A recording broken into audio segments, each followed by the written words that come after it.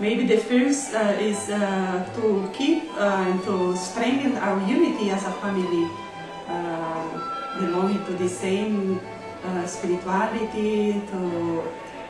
We have our common founder, and it's very, very important for us really to keep this unity and to help one another as we can in order to fulfill our mission as Father Arno gave to us.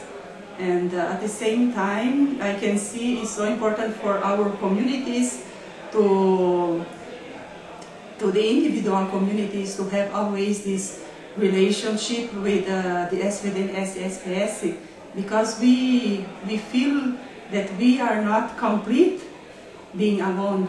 We have to be in the family, because it's really something very special for the beginning, and we can see this is a very enriching grace from all of us, and we have really to try to, I think other things will be consequence, and God, the Holy Spirit will guide us in what is really good for us.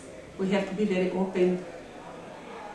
Yeah. You said in the plenum that you are cooking a special cake. Could you share with us about this cake?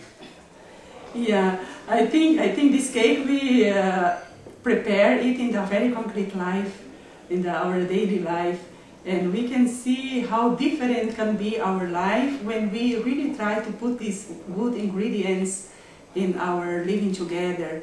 Make a very, very great difference when we are aware that we have to be a blessing to one another, and we have to really to be open to welcome each of our sisters first, and afterward the people who we met, outsiders who come to our communities also, is because everything we are doing for God. Our mission is we receive from God, and we have to give our account to Him. And so everything what we do have to please God. And it's very different when we are conscious of this in our everything what we are doing in our daily life, our work, our prayer, our relation with the sisters is very, very different when we are aware of this. I'm doing this for God. And this helps us to put the good ingredients, but after a while we make a very good cake. A very good, God will be pleased with our life, with our mission, and otherwise it's very difficult even to live together if we are not aware of this and we are looking things only in a very natural way.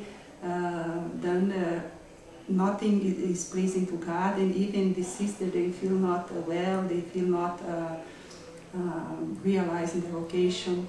And I can see it's very, very important that everybody knows that we are baking this cake, not alone, but as a community, and everyone has their own part to participate in this work. Yeah. Could you mention 3 challenges that you see as Adoration Sisters for your future as a congregation? Yeah, I think the first is to help the sisters to live together, really to live together, to be open, to really to build really community life in charity, in unity, really to be very open to everybody and to think that we are making our work not alone but together. This is the first. And the second is to really to help in the spiritual way, because especially for us who are Adoration Sisters and Closure Sisters, it's very, very important to be very conscious that we are there only to fulfill one mission that God gives to us. And then the sisters have to be very aware of this and very conscious what God expects from each one in this sense. Otherwise, there is no reason to be in the enclosure life, in the contemplative life, we renounce so many good things outside, and the only reason can be to fulfill the will of God. And so to help the sisters to see what is the will of God for each one and for the community is very helpful. is really something that we have to work on. And I think the third challenge is really to help the sisters to know better, to be more conscious about their mission in the church in the world of today. Because it makes also very big difference when we are always aware, conscious that we are not living our life for ourselves, but there is a very, very great mission that God gave to us for the world, for the church of today.